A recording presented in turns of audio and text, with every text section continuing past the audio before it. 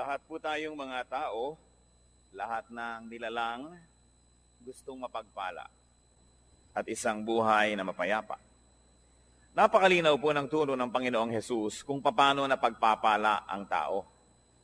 Kaya lang, dahil sa panlilinlang ni Satanas at dahil na rin sa sarili nating mga katigasan ng puso, yung mga madali at malinaw na itinuro ng Panginoon ay parang natago, nakubli, at yung dapat ay alam ng lahat ay parang naging lihim lang ng iilan na nakakaalam nun. The obvious becomes unclear, and the way to blessedness almost becomes a secret. Sabi po sa pangalawang Korinto 4, 2 Corinthians 4:4, the God of this age has blinded the minds of unbelievers. Ang Diyos-Diyosa ng panahon na ito, si Satanas, ay nagbulag sa kaisipan, sa puso ng mga di nananampalataya. Acts 28, 26-27. Go to these people and say, you will be ever hearing, but never understanding. You will ever be seeing, but never perceiving. For this people's heart has become calloused. They hardly hear with their ears, and they have closed their eyes. Isa pong malungkot na description ng mga tao na naging bulag sa katotohanan ng Diyos, tumigas ang puso, nabingi ang mga tainga at di na nakakakita. Ang mga pinagpalang tao po ay pinagpala dahil sila'y nakakakita. Mahalaga na ang mata ay nakakakita at ang tainga ay nakaririnig. Blessed people are blessed because they see. What they see is almost a secret to the ungodly. At yan po ang tema ng ating pag-aaral ngayon, 3 secrets of blessed people. Ang 3 lihim ng mga taong lubos na napagpapala. Na dapat sana'y hindi lihim, subalit dahil sa kabulagan ng marami, nagmumukha tuloy na lihim. Luke 6:37-38. Ang nagsasalita po dito ay ang Panginoong Hesus. Do not judge, and you will not be judged. Do not condemn, and you will not be condemned. Forgive, and you will be forgiven. Give, and it will be given to you. A good measure, pressed down, shaken together, running over, will be poured into your lap. For with the measure you use, it will be measured to you. Narito po at mahuhukay sa ilang mga pangungusap na ito, ang pinag-uusapan nating 3 lihim ng mga taong tumatanggap ng pagpapala. Sabi ng Panginoon, huwag manghuhusga ng kapwa at nang di kayo husgahan. Magpatawad at nang kayo'y mapatawad din. Magbigay at nang kayo'y mabigyan din. At papaano po ipinakita at ipinaliwanag kung paano daw tayo bibigyan kung tayo mapagbigay? A good measure, pressed down, shaken together, and running over. Siksik, liglig, umaapaw. Ang ibubuhos daw sa kandungan nung bibigyan. Paano po kandungan? Nung araw po, lalo sa Israel, pag bumibili kayo ng trigo o bumibili kayo ng mga kung ano-anong mga grains, mga butil, may mga madadayang tendero, ang galing ng pulso, na pag nagsasalin sila nung mga butil na ito doon sa sukatan, kumbaga sa salop, ang galing nilang magpasama ng hangin, kaya tuloy maraming mga hangin sa pagitan ng mga trigo, konti lang pala yung laman, mukhang puno na. At mabilis nila yung isasalin sa yung sisidlan para huwag mo nang mabigyan ng oras na yung trigo na yun ay bumaba. Kasi pag tumagal, bababa yun eh. Malalaman mong may kulang pala sa sukatan. Yun daw ibibigay ng Panginoon, tama ang sukatan, tapos siniksik pa, inuga-uga, para lalo pang bumaba at madagdagan pa uli pag nagkaroon na naman ng espasyo, at umaapaw. At dahil po nung araw, ang tao, lalaki at babae, mahahaba ang mga damit. Pag may binibili kayong mga trigo, wala naman kayong dalang paper bag, wala naman kayong dalang grocery bag, hahawakan nyo ang laylayan ng mahaba nyong damit hanggang makarating sa may gitna ng inyong hita ang laylayan na yon, at para kayo ngayong may malaking-malaking bulsang hawak, doon ibubuhos yung pagpapala. Kaya sabi, it will be poured into your lap. Napakagandang makita na yung binigyan ay hindi nagreklamo, nung sukatin niya sa bahay ay hindi kulang, kundi sobra-sobra pa. At narito po yung 3 secrets of blessed people. At pwede rin nating sabihin ito na 3 steps to blessedness. Unang-una pong daan tungo sa pagpapala ng Diyos, do not judge. Huwag manghuhusga ng kapwa. Tingnan po natin sa dictionary ang ibig sabihin ng to judge. It is to form an opinion or to pass judgment on someone. So makikita po natin na yung palang lumilikha ka ng yung mga iniisip tungkol sa isang tao, yung sinasabi mo na siya ay ganito, siya ay ganon, hindi mo pa naman lubos na nauunawaan, yan ay isang uri ng judgment. Pag may nagsumbong sa iyo tungkol sa isang tao, hindi mo pa naririnig ang panig ng isinumbong, kampi ka na agad dun sa nagsumbong, isang uri ng judgment. May nabalitaan ka, hindi mo naman nalaman kung anong paliwanag ng kabilang partido, bumuo ka na agad ng pasya kung sino ang tama at mali, sino ang masama at mabuti, isang uri na naman ng judgment. Huwag daw manghuhusga. Matthew 7:1-2, ang Panginoong Jesus, sabi niya, do not judge. This is another echo of what was said. Or you too will be judged. For in the same way you judge others, you will be judged. And with the measure you use, it will be measured to you. What will happen if we judged? Ano pong mangyayari pag tayo naghatol sa kapwa? Malinaw na malinaw ang sinabi. You too will be judged. Pag ikaw ay humatol, hahatulan ka rin, nino, ng tao at ng Diyos. Di po ba't pag may mga sinasabi sa iyong, dapat malinis ang bahay mo, dapat ganitong ginagawa mo, dapat ganyan ka, sasabihin ng iba, bakit ikaw? Kasi ikay humahatol, hahatulan ka rin. Pero, ang mas masakit doon, hahatulan ka ng Diyos. At yun ang mabigat na hatol. At ano naman po ang problema kung hahatulan tayo ng Diyos? Well, you will be found guilty.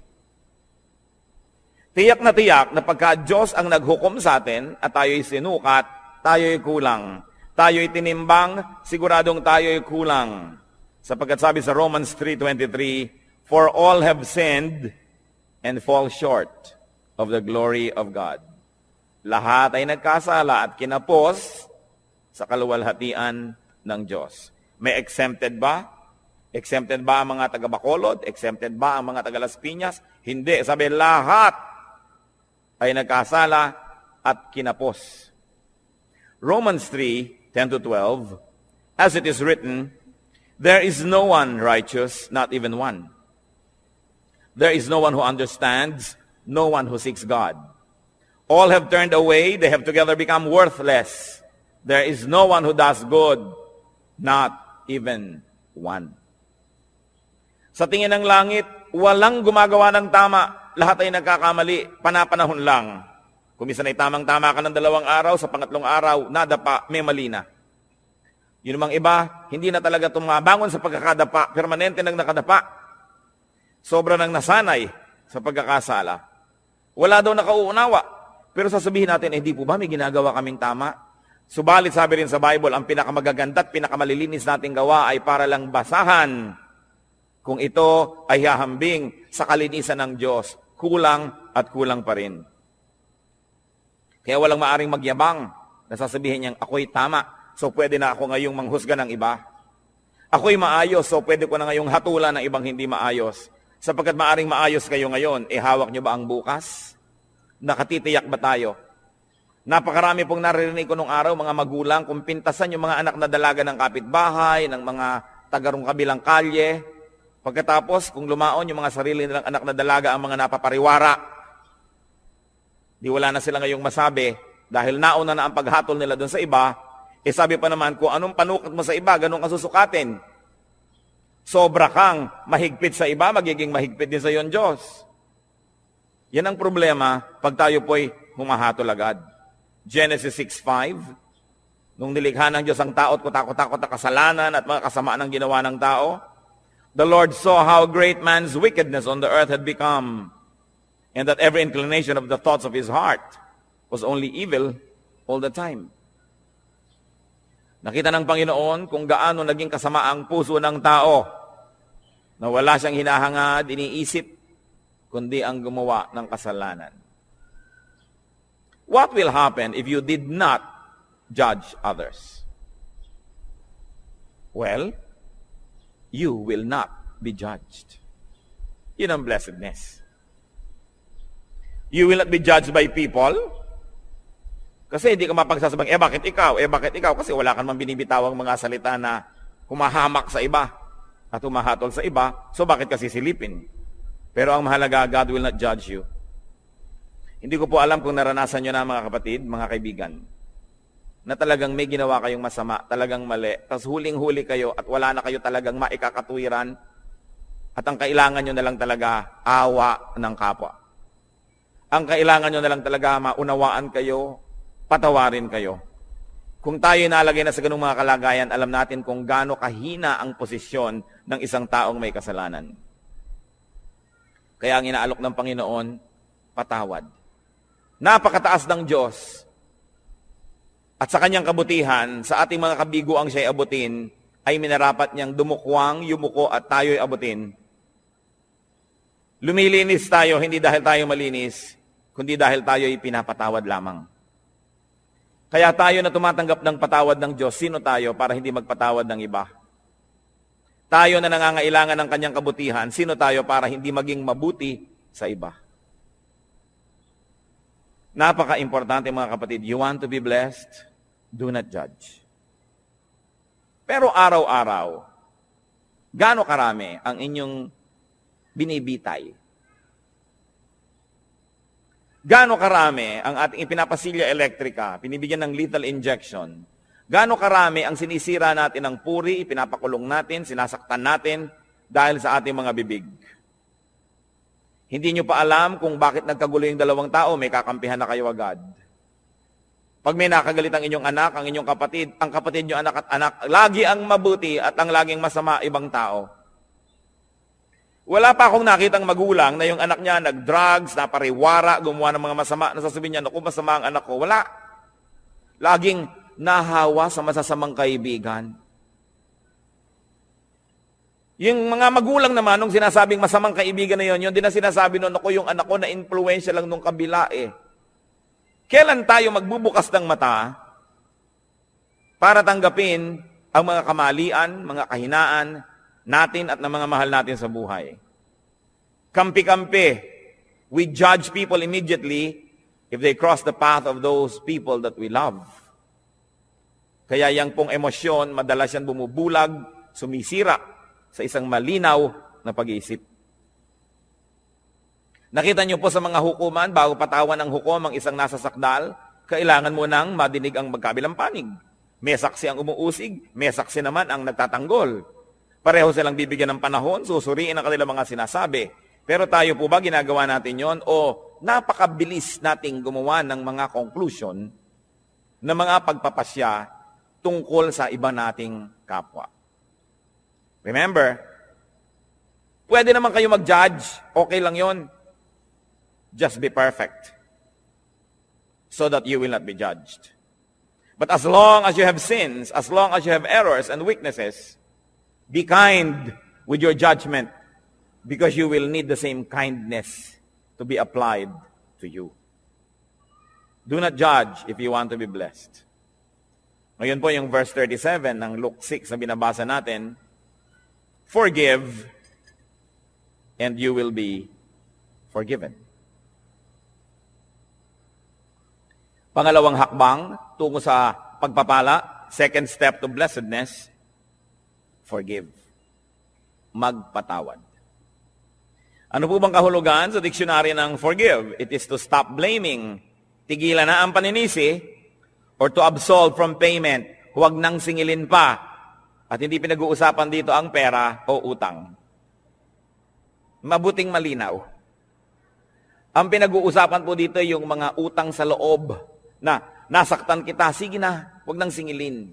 Nagkamali ako sa iyo, sige na patawarin. Nagkulang ako sa iyo, sige na punan. Do not collect or take revenge. Balance the sheets.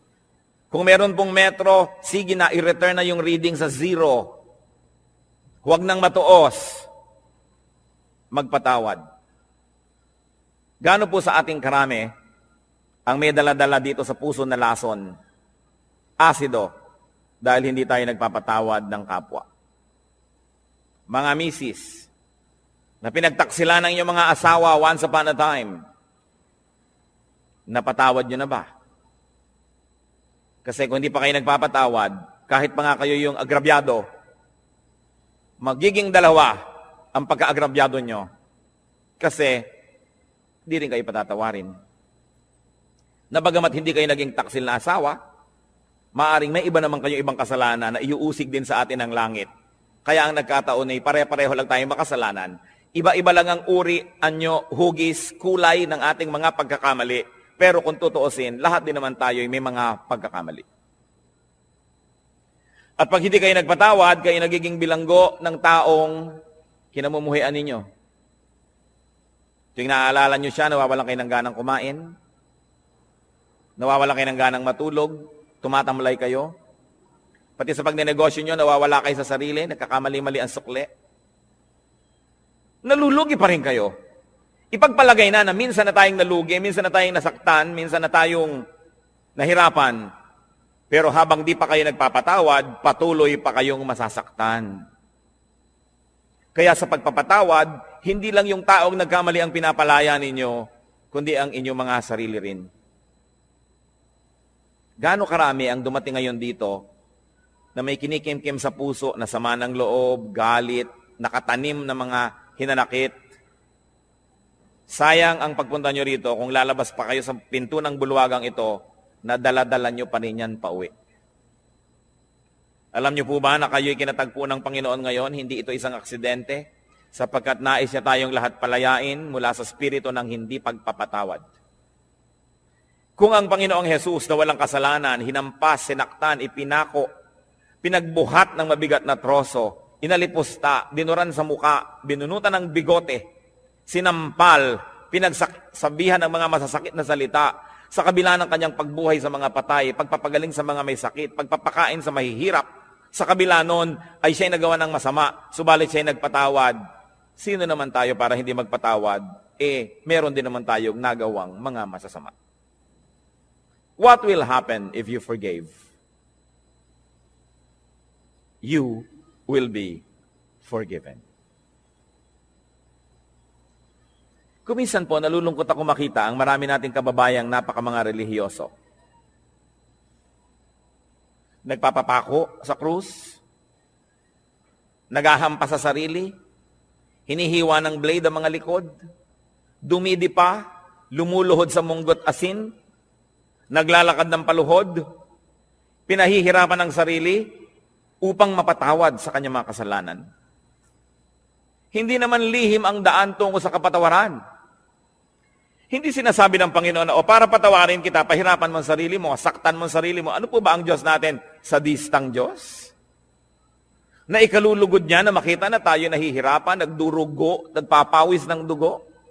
Hindi siya ganon. Hindi hinihingi ng Diyos ang ating mga sakripisyo para niya tayo patawarin. Ang sinasabi lang ng Diyos, magpatawad ka sa kapwa mo at mapapatawad ka rin ng langit. Hindi natin kailangan gawin yung mga mahihirap na ginagawa ng marami. Kaya nakakalungkot po sapagkat ko ang Biblia, ang salita ng Diyos ay hindi nakabukas at hindi tinatanggap ng bukas na puso. Maraming ginagawa ang taong nasasayang. Pinipilit niya magpunyagi, maghirap. Subalit hindi naman pala yun ang hinihingi ng Diyos. Magpatawad ka lang sa kapwa. Kaya kung tutuusin, parang mapalad ka pa nga pagka marami nagkamali sa iyo Kasi marami ka ring mapapatawad. Therefore, you position yourself in the path of God's forgiveness. That's why everything that happens can be a blessing. If only you would open your eyes and see that our God is a God who dispenses blessing everywhere, every time, in every situation. What will happen if you did not forgive others? Ano naman ang mangyayari kung di kayo magpatawad? Matthew 6:14-15. Ito po ang sabi ng Panginoong Jesus.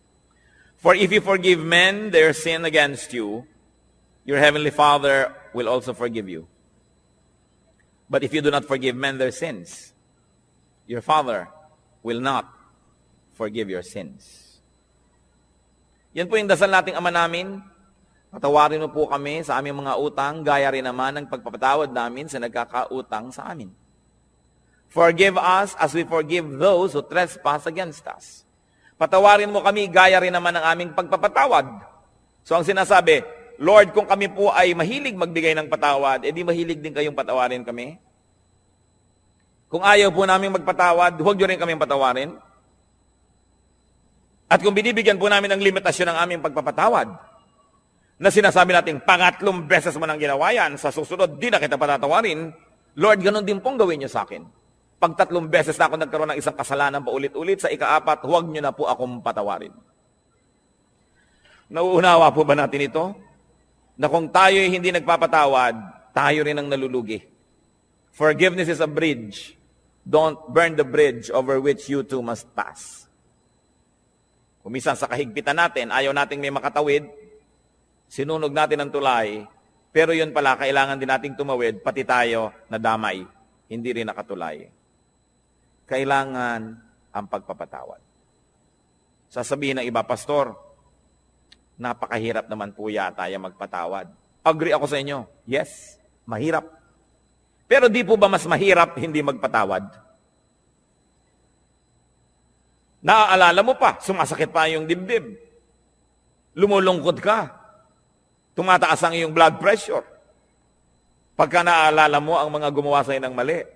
Mahirap magpatawad, pero mahirap ding hindi magpatawad. Hirap din lang at hirap ang gawin nyo na yung sa panig ng Panginoon, yung inuutos niya magpatawad.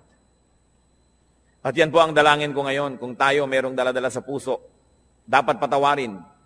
Siguro parang pelikula na pumapasok sa screen ng inyong utak ang mga mukha ng mga taong ito. Patawarin nyo na.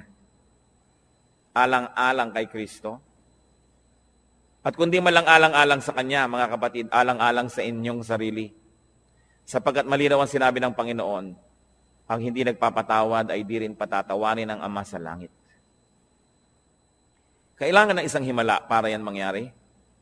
Kailangan ng hipo ng Espiritong Banal para tayo magkaroon ng pagpapatawad. At yan po ang hihingin natin sa Diyos ngayon. Isang makapangyarihan na hipo niya. Magkaroon ng himala sa ating puso. Magkaroon tayo ng kakayahang magpatawad, bagamat hindi sana yun ang gusto natin. Kumisa na yung gusto natin maghiganti. Subalit hindi yan ang paraan ng Diyos. At ang gumaganti, nagagantihan uli, magagantihan, hindi na matapos ang gantihan. So if you do not forgive, you will not be forgiven by people and by God. You will remain guilty. Therefore, you will be judged. And in the end, you will be condemned. Pangalawa pong hakbang, forgive. Pangatlong hakbang, tungo sa pagpapala, give.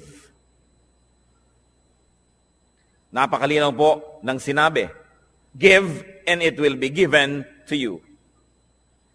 Magbigay ka at susuklian ka. Bibigyan ka rin. At ano po, higit sa ibinigay mo, ang ibibigay sa iyo.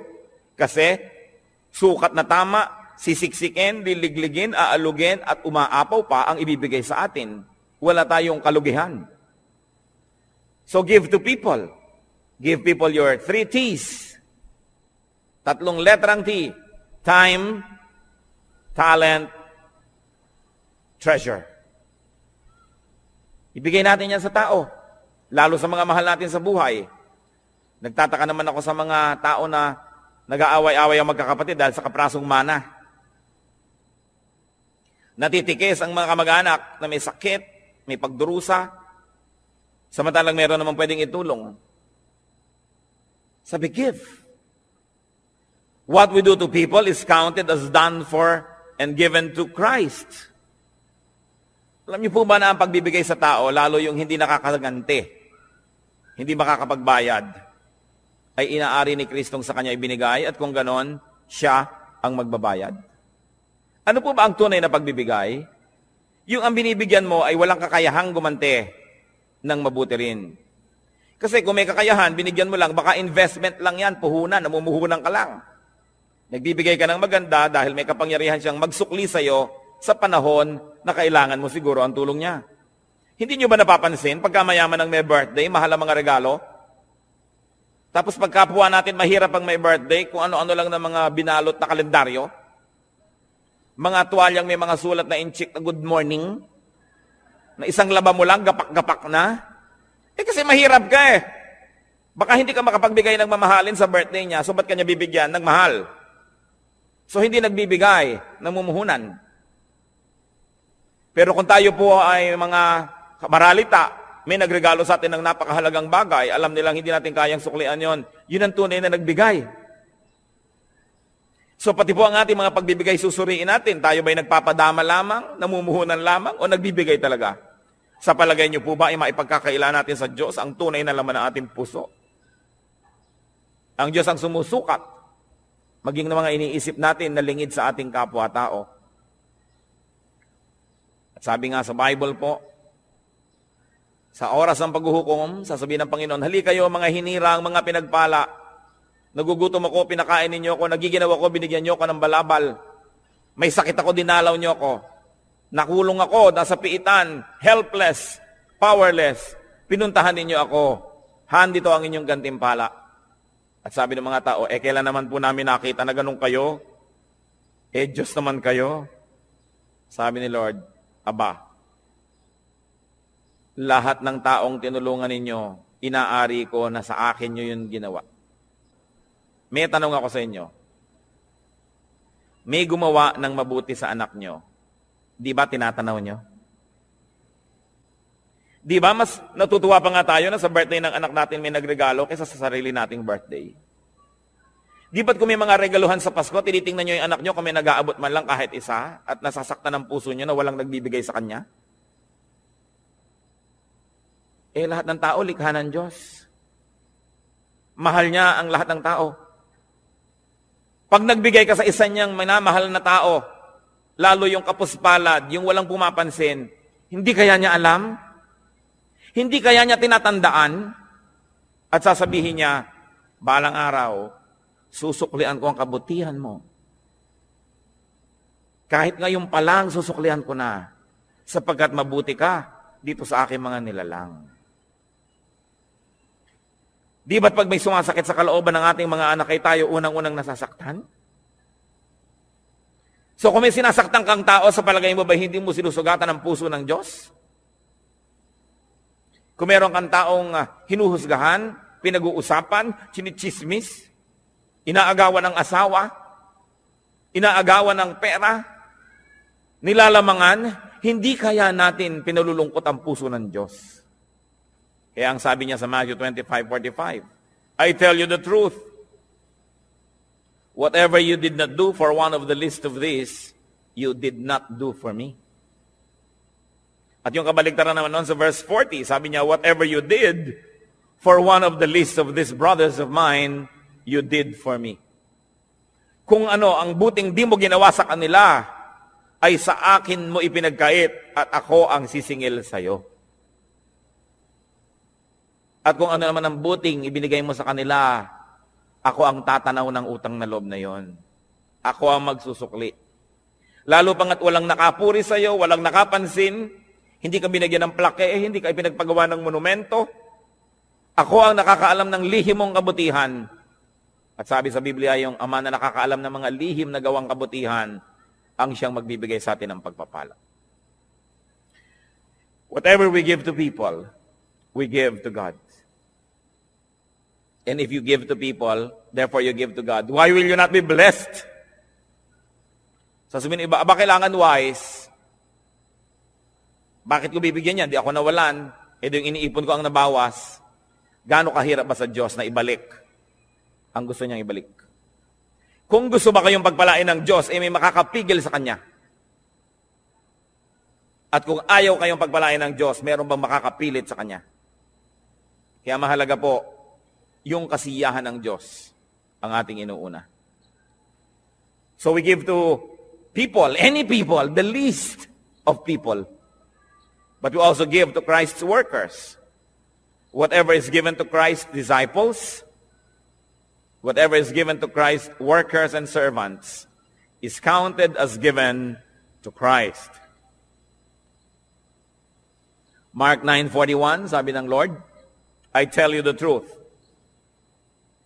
Anyone who gives you a cup of water in my name, because you belong to Christ, will certainly not lose his reward. Kausap niya po ang kanyang mga disipulo. Sabi niya, maski isang basong tubig lang ang ibigay sa inyo dahil lingkod ko kayo, hindi malilimutan ng langit yon at mayroon siyang gantimpala. Gusto nating matuwa ang Diyos, maging mapagbigay tayo sa kanyang mga lingkod. Hindi lang sa mga pastor. Kumisan nga yung mga pastor, marami nang natatanggap yan ng mga regalo. Pero yun bang mga singer, Bible study leader, Sunday school teacher, yung janitor, kasama rin yun sa gawain, yung electrician, yung mga usheret, yung taga-piano, lahat yan ay mga lingkod ng Diyos. Hindi lang ang pastor. Naroon ba naman na darating kayo sa church ay aabutan nyo man lamang ng kalahating kilong longganisa galing sa lokban? Itong pianista. Sa palagay nyo ba, hindi aariin ng Diyos yun, nasa Kanya ibinigay? Lingkod niya yon. Mag-isip-isip tayo mga kapatid, sapagkat maiksi ang buhay. Kakaunti ang mga araw at bilang. Kailangan bawat araw, meron tayong nabibigyan, may nagagawa ng mabuti. Sapagkat ang lahat ng yan ay tinutuos ng langit. Pero mas mabuti sana na hindi natin ginagawa yun dahil tinutuos, kundi dahil talaga ang puso natin ay naging makadiyos na at ang likas sa Diyos ay mapagbigay. Ganon din naman ang ibinibigay natin sa church, sa gawain ng church, inaari rin yun na ibinibigay kay Kristo. What is given to the church is counted as given to Christ because the church is His body. Sabi po ng Ephesians 5:23, Christ is the head of the church. His body, of which He is the Savior. Kung ang iglesia, ang kapatiran ay si Kristo ang ulo at ang lahat ng narito ay bahagi ng kanyang katawan, kung may sinasaktan tayo na tao sa church, meron tayong tinitikis na gawain, may tinatalikuran tayong mga duty, di ang tinitikis natin ay mga bahagi ng katawan ni Kristo. Pwede bang mahal mo ang isang tao, inaayos-ayos mo yung mukha, pine-facial mo, minamasa-masahe, pagkatapos, pinuputol mo yung mga daliri, minamartilyo mo yung tuhod. Pwede ba yun? Dahil si Kristo ang pinuno ng iglesia, mamahalin natin ang lahat ng bahagi nito. Pagmamalasakitan, aalagaan, tutulungan. What will happen when we give to people, to Christian workers, to the church? We receive back what we give. Siksik, liglig, umaapaw. You can never outgive God. Katulad ng mga lingkod ng Panginoon, mga pastor, mga misyonero na marami nagre-regalo, tiyak na yung mga nagre-regalo doon dahil una nang naregaluhan noong manggagawa na yun ng Panginoon. Siguro na ipanalangin, siguro inaturuan, na bigyan ng pangaral, na bless, kaya ngayon nagsusukli. Yan ang sinasabi, pag nagbigay ka, may babalik. Ngayon, kung walang nagbibigay sa iyo, kapatid, edi mag-isip-isip ka rin. Baka naman hindi ka rin nagbibigay kasi. Because if you are a blessing to people, the same people will also be blessings to you. Because life is a circle. Pabalik-balik lang. We inhale, we exhale. Araw, gabi, dilim, liwanag. Give, receive. Yun ang buong circle. Ngayon, kung kayo lamang ay receive ng receive, one way. Nakita po ninyo ang mga estero dito sa Maynila, ang mga kanal, bakit mabaho? Bakit ayaw lumakad ng tubig? Kasi barado. Dahil ang mga ilog dito, sa dami ng bara, tanggap lang ng tanggap ng mga dumadating pang tubig, dumadating na kalat, hindi naman ibinibigay, hindi naman lumalakad, tanggap lang ng tanggap, bumabara tuloy. Ano ba ang magandang ilog? Di po ba't yung umaagos? Na narito ako, tatanggap ako, ibibigay ko. Tatanggap ako, ibibigay ko. May agos. Pag tumatanggap tayo ng pagpapala ng Diyos, meron tayong ginagamit sa sarili, may ibinibigay tayo, may agos. Pero kung sinosolo mo, Ang kamay mo'y punong-puno na ng mga luma at mga hampok at mga bilasa ng mga pagpapala. Paano ka tatanggap ng bago? Kailangan kasi pag may pagpapala, ibinibigay natin sa iba, tinatanggap natin yung iba, wala ka na namang laman, bibigyan ka na naman ng Diyos. How can you inhale when you have not exhaled? So it's a matter of giving and receiving. And we receive back what we give. Kaya sabi sa Luke 6:38, give and it will be given to you. A good measure, pressed down, shaken together, and running over will be poured into your lap. At sa Luke 6:38, for with the measure you use, it will be measured to you. Kuripot po ba kayo sa kabutihan? Magiging kuripot din sa inyo ang langit. Mapagparaya ba tayo at mapagbigay? Ganon din ang tatanggapin nating atensyon mula sa langit.